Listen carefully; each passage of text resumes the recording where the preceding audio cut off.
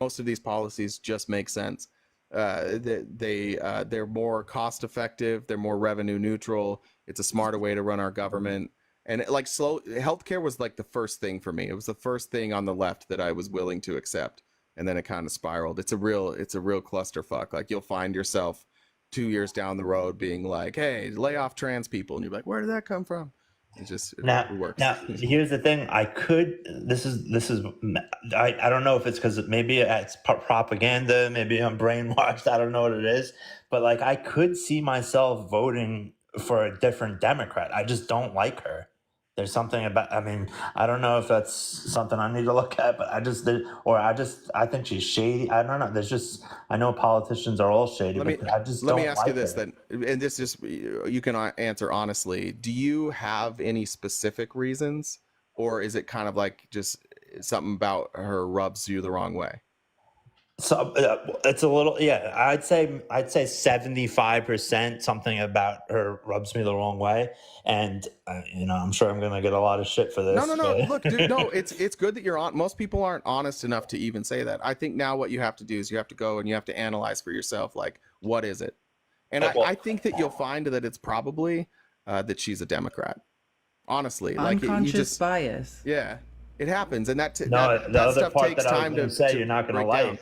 Oh, That's go. the other part about it is that she's a woman. Honestly, Oh shit, yeah, I didn't know that. That's what I mean by unconscious bias, right? Like that, like and this is not through no fault of your own, right? This is something we all are born into. It's baked into Western civilization. It's bigger than American society, right? Like our society is built on white supremacy and the patriarchy, right? Like the seat of power are white, straight, Anglo-Saxon Protestant males, right? And every degree you get away from that in this country, you are disenfranchised from the seat of power, right? So, yeah, it's you just and you said it perfectly. Like I don't know why I just have this feeling like I just don't want to vote for her. Yeah, like, and you don't know why. It's the same thing with misogynoir in medicine, right? It's unconscious bias. Like, black women are disproportionate, like, have worse outcomes in healthcare. Is that because every doctor is actually secretly in the Klan? No, it's because unconscious bias. They don't believe black women when they say they're in pain. They evaluate them differently, not purposefully, right? So we yeah. have to unpack that and say, think about it. Trump is a criminal, right? Trump's a criminal who has sexually abused, has been found liable of sexual abuse in a court of law. And you're fine. You're ready to vote for him. You're on that train, right? Yeah. So you, on some level, are okay with corruption. So even if Kamala Harris was corrupt, by your own standards of corruption, you should be okay with that, even though I'm telling you she's not. So I think you're doing a great job. You're listening, the wheels are turning, lights on, somebody's home, and like it's just a process to really think through like, is there a reason that she can't lead, or is that just some, like, was I born to feel that way? As a woman, I remember having those thoughts as a kid, like, well, maybe I'll just feel safer if a man's in charge. Like, wait, where did I get that idea? Yeah, You know? and it could be like I'm just gonna say it. Yeah, maybe it is because of her race and the fact that she's like pandering, like she's saying she's an Indian and then she's a black person. Like maybe I would vote for a white woman that didn't do that. What if you found out that she never did that and that's a lie?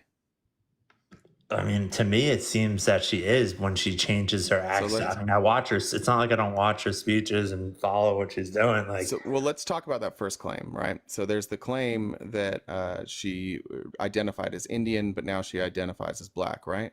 right, and On in all also, of real quick, just okay. walk down this with me. In all those clips, in all the clips that you've seen of her claiming her Indian heritage, was any of that just her by herself, or was that somebody bringing it up? Is someone bringing it up, basically? Right. And so let's just say this. Let's just say you have a prosthetic leg, right? Right, And you go out and you are in high school. You have a prosthetic leg, and you go out and you win the starting position as a quarterback, right? right, But you're also colorblind, right? So you win the starting position as a quarterback, and people in the newspaper are writing this story about you, like this is the first person with a prosthetic leg ever to be the starting quarterback, right? right. Well, why didn't they bring up the fact that you were also colorblind? Because you weren't the first. So with Kamala Harris, she was the first woman of Indian descent to rise to these positions. So that was the story. She wasn't the first black woman to rise to these positions. So that's not the story. So what you're seeing is people recognizing that this is somebody from a mixed heritage, but it's the first person from that heritage to rise to this position, and they're pointing that out. That is not saying that she is not black. That is saying that in this scenario, the fact that she's Indian is a first. It's the first time that this has happened. I mean, I understand what you're saying, but there's a ton of black people on this app that also agree with. I mean, that also I agree know. with me. Look, anybody. It doesn't matter what your race is. Like, and I don't think you should say like, oh, black people agree with me, therefore they're right. No, I didn't say all. I said that. No. I know. I'm saying just analyze it for what it is. Were any of those people saying that she wasn't black? Were any of them trying to like hide the fact that she was black? No, we all have eyes. And nobody in America, like, let's just say nobody knows who Kamala Harris is, and she's standing on a stage, and somebody says, all right, what is she? Is she black? Is she white? Is she Indian? What do you think 90% of us would say? Black. She's black, right? Or biracial, maybe. Well, yeah, sure, you could maybe say biracial, but if you had to choose one of those three, I think most people would say black, but that doesn't tell the whole story. I'm telling you, this is a dirty trick used by racists to take somebody who is biracial and call them a liar because they got a little bit of praise for being Indian, and they're saying, oh well, if you gave them praise for being Indian, then they're only Indian, and then now they can't be black. It's a blood quantum argument that has been used by racists, right? Like that. This is what we did to indigenous groups. We rehomed them, mixed them all together, and then said, "Oh, you don't have enough blood to qualify as part of your tribe, so we don't have to pay you reparations." Right? One drop of the wrong blood, or not enough, right? It's a blood quantum argument. It's a racist eugenics argument. Like, I am multiracial myself, and it's also important to note, right? Like, America's been built on immigration. The 2020 census, fastest growing group in America are people who identify as multiracial. My dad is half Mexican indigenous, the Yaqui tribe, half Mexican indigenous, half African American, like, right? He's half black. So, and then my mother is German. So I'm multiracial, right? But like, yeah, but I can sometimes never, I run into never... German let me just finish. I used to spend summers in Minnesota, and I had, like, would run into a lot of German Lutherans, and I'd be like, oh yeah, like my grandpa owns this farm, and I would relate to them, right? Because that was the part of me that they could relate to. Oh, like, you're from that farm, and right? But that didn't mean at the same time that I was not part black, or that I was not Mexican indigenous. Growing up in Phoenix, I would say most often my cousins were primarily Mexican indigenous that I knew, right? So maybe that was the part that I could relate to with them, but it doesn't mean, right, that I'm not still German, or that, that I'm not still Caucasian, or that I'm not black. Like, all these parts exist in me, and they are all valid.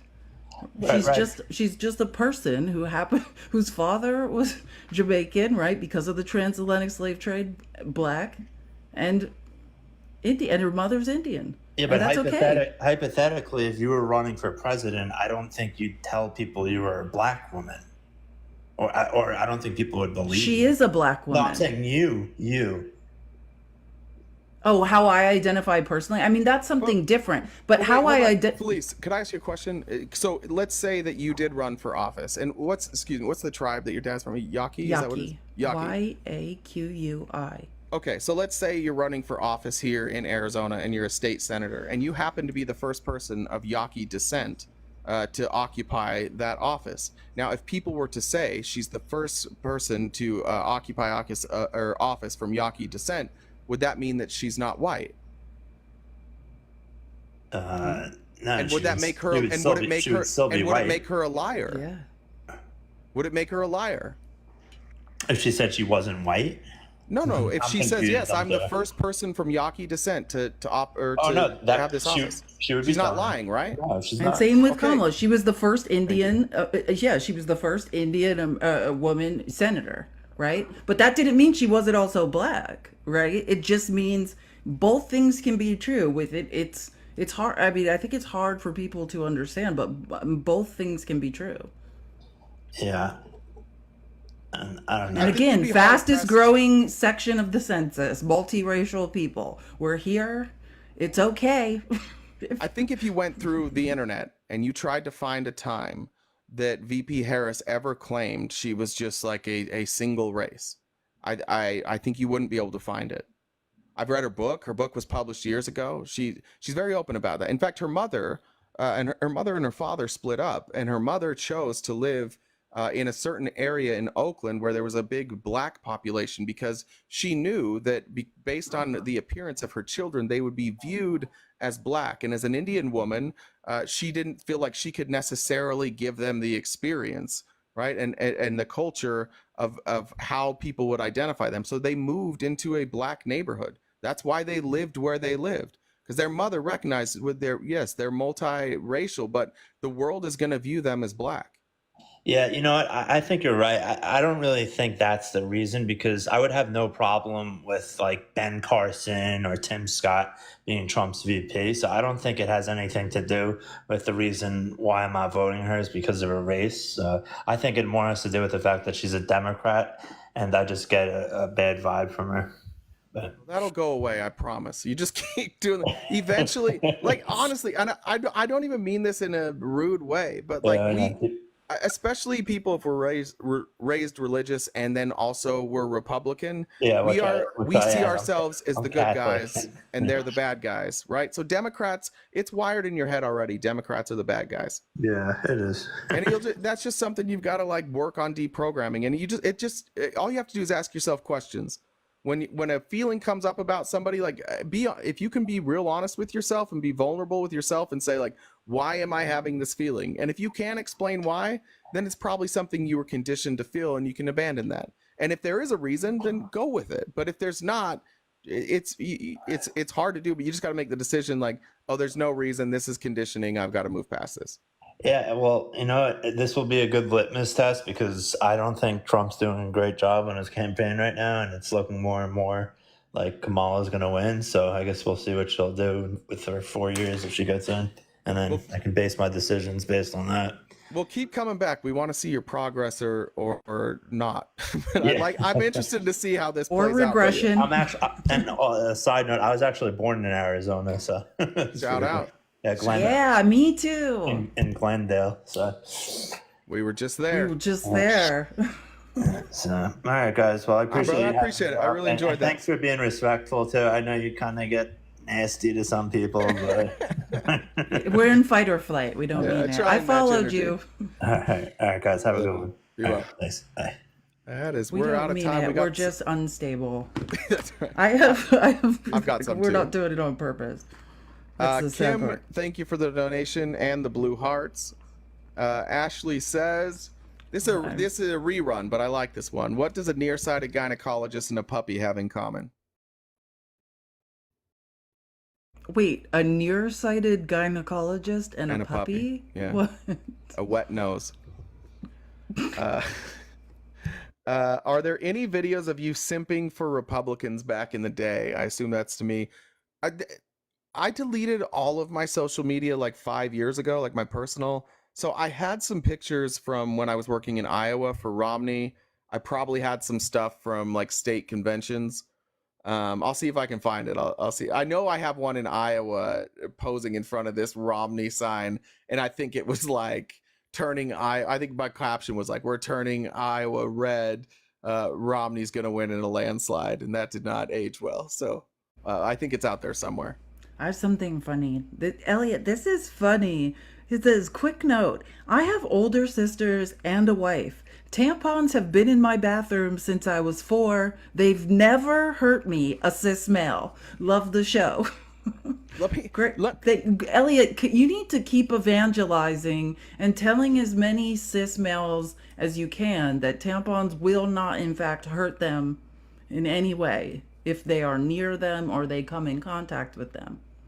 To say we're not afraid of them is bullshit. Go watch any 90s or 2000s TV comedy, and eventually, if they're married, the wife's going to be like, hey, could you pick up some tampons for me? And then Ray Romano's like, uh-oh, what? And then they like try and hide. Like this was a running joke throughout comedy that men didn't want to be seen buying tampons. It's something that even today, like if I have to do, I'm like, ugh. Like when I was married, it was years. I would do it, but it was years before I felt okay. It wasn't actually until after we had our child that I was like, okay, yeah, what am I doing? And now I can just go get them. It's fine. But yeah, it's weirdly like hardwired into us.